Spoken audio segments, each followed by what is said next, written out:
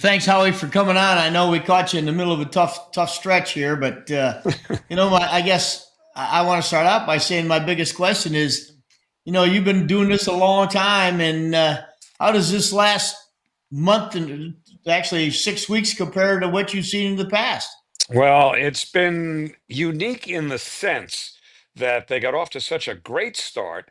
And then you go back to the middle of June when there were 21 games under 500 pardon me, 21 games over 500. And I think there's 17 under 500 now since around the 13th of June. I mean, that is a drastic turnaround.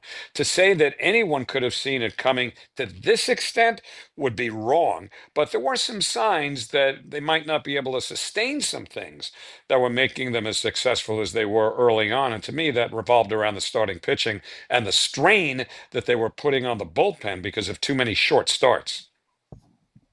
Howie, I've watched a lot of games, and I totally agree with you. We had a discussion earlier about the fact that, and I understand. I believe me, I don't agree with it, but I understand the analytical side of things about the third time through the lineup and all that stuff. But man, if what they've done with that bullpen, and the starting pitching. I mean, we're looking at guys getting hurt, throwing 70 pitches a game. They're getting hurt, so I don't know if they're getting in shape enough to go out there and start quality major league games, but certainly that the changes in the bullpen, the number of guys they've used up and Yeah. down, and they've got to have constantly every night. They seem like that they need a new guy because somebody last night pitched 2 innings, and it's Right. been a roller coaster of a ride for me watching it, and it's been really tough for me to understand it. Terry, I go back to something that you used to say when you were managing the Mets about the proliferation of injuries with pitchers, starters, or relievers. Doesn't really matter. That